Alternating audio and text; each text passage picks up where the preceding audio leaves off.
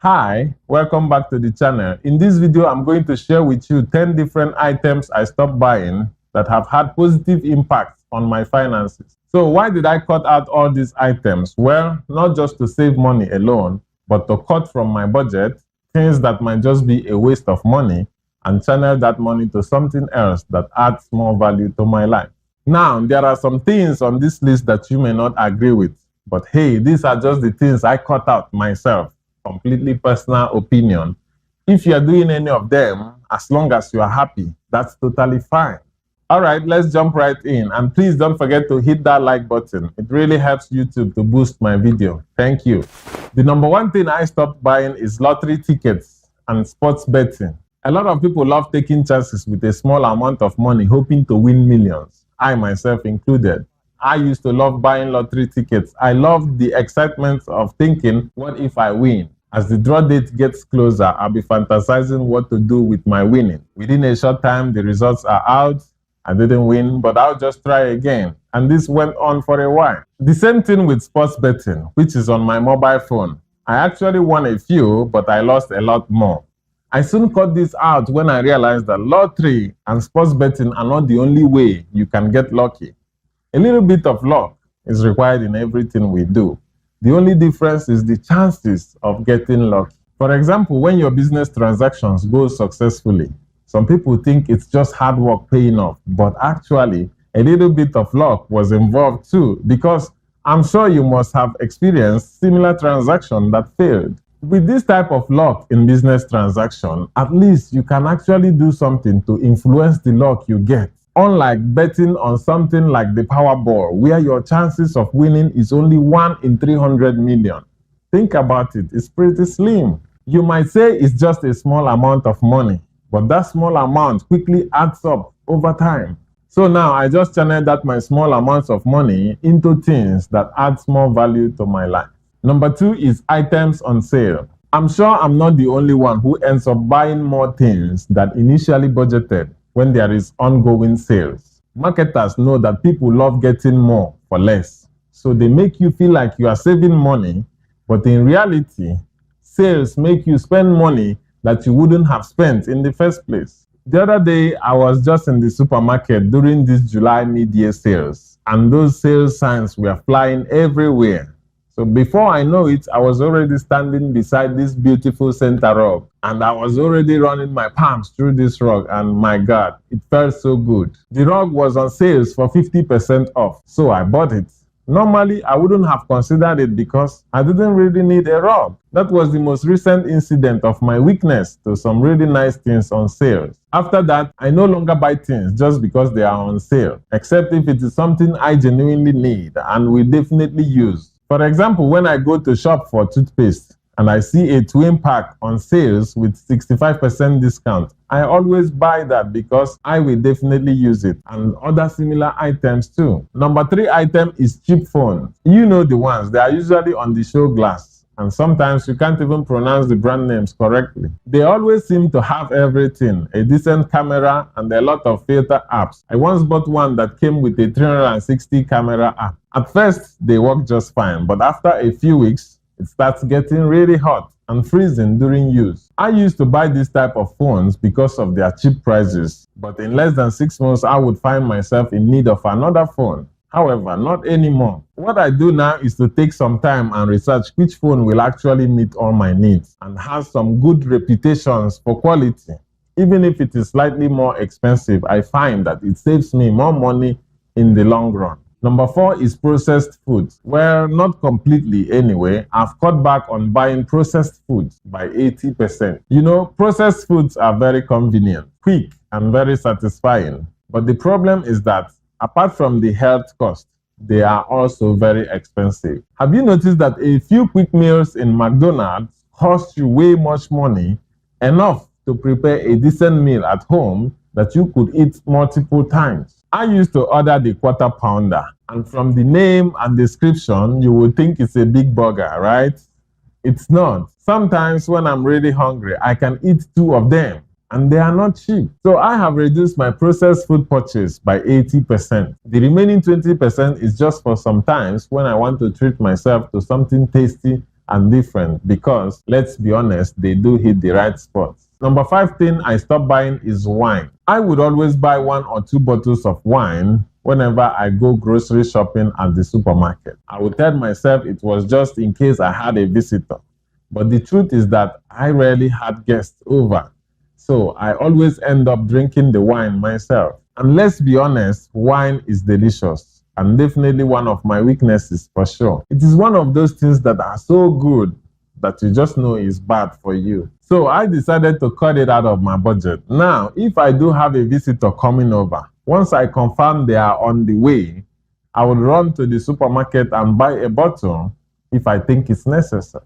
Number 6 is fruit juice. Some time ago, I started tracking all my expenses and I discovered that over the past year, fruit juice was one of the things that I purchased most frequently. It seems like I'm just drinking it out of habit. At the end of each meal, I would pour myself a glass of my chilled mango juice. And this has been going on for so long that my meal doesn't feel complete until I have washed it down with a glass of juice. So I decided to cut fruit juices out and my grocery budget has significantly reduced. Of course, a time will come when I will have a variety of fruit juices in the house or several bottles of wine, but not right now. I can't handle it right now. The number 7 is cigarette. Like many of my other bad habits, I started smoking because I thought it was cool, but it quickly changed from being cool to something I did most of the time. I smoke when I'm tired at work. I smoke when I'm happy. I smoke when I'm sad. When I want to calm my nerve. I smoke when I'm bored.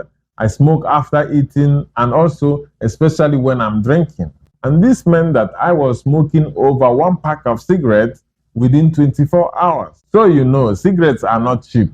And the government keep increasing the taxes on cigarettes, causing the prices to go higher and higher in an attempt to discourage people from smoking. Well, long story short, I stopped buying and smoking cigarettes.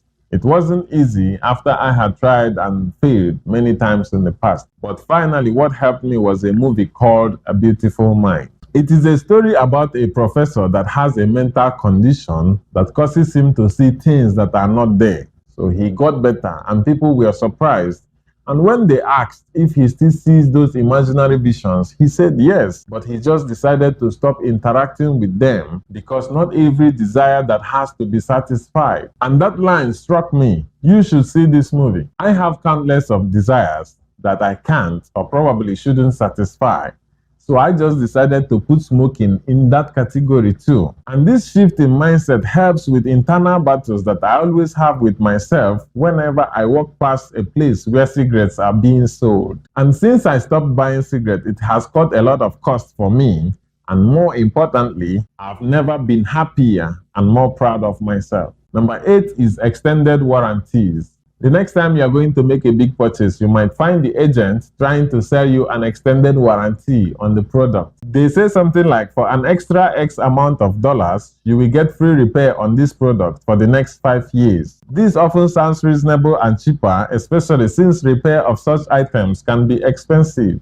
However, most of these products come with a 1-year manufacturer's warranty. So your extended warranty would actually be overlapping with that free first 1 year. And in most cases, you might never get to redeem these warranties. This also happens in online purchases, but here, they always take the liberty to add the warranty automatically to your bills upon checkout. The crazy part is that when you opt out of this warranty, you will get a pop-up message saying good choice because the product is rated 4.9 for reliability. Yet, in a sneaky way, they still wanted to sell you the warranty. I no longer pay for extended warranty. However, what I do is look for brands that have reputations for quality, which reduces my likelihood of getting a repair in the first place. Number 9 is shaving. My beard took forever to show up. I think I was already in my late 20s when I started growing one. I remember my friends always making jokes of me not having a beard, and I secretly wish that my beard would grow faster.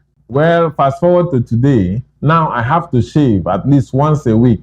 Otherwise, I would look like a homeless person. So every week I would go to the salon, and instead of getting just a shave, I would also get a haircut since I was already in the salon. Every week, the haircut and shaving wasn't cheap. Recently, after going over how much I'm spending at the salon, it was very alarming. So I decided to buy my own set of clippers. Now I shave myself. I even started cutting my own hair for a while. Though I wouldn't recommend cutting your own hair because it's very difficult and you still owe it to yourself to look good. My advice, get your own clippers and handle your shavings yourself. It's easy. Then go to the salon maybe once every month or two when you actually need a proper haircut. This simple change have had a big positive impact on my budget. Lastly, number 10 is paying for laundry. I've completely cut out laundry and other related services like home cleaning from my budget. Well, if you work 6 or 7 days a week and come home late and exhausted, there is nothing wrong with dropping off your dirty clothes at the dry cleaners. Personally, I work from home and I realized that I don't wear that many clothes. And often when I did need my clothes clean, it's always such a small load that the laundry services will just charge me their minimum fee per load. Apart from work clothes, the only thing I regularly need to wash are my gym clothes, which I usually do by hand. So what I do now is when I get back from the gym, I will soak my gym clothes in a bucket while I take a shower and leave them there. And later, the next time I return to the bathroom again, probably the same day in the evening, I will wash it out. This small routine gets me in the mood for laundry, so I will use that opportunity to wash my other clothes. Work shirts, t-shirts for recording YouTube videos, everything, you name it. I don't do this every day. Once a week works for me, and I can just iron the shirts when I want to wear them. This simple change have saved me a lot of money from paying for laundry services almost 2 times a month. In conclusion, I didn't stop buying all this just for the sake of savings alone, but channeling the money to something else that adds more value to my life. So what are the items you should cut from your budget? Share your thoughts with us in the comment section. Thank you for watching. My name is Nedu. I will see you in the next video.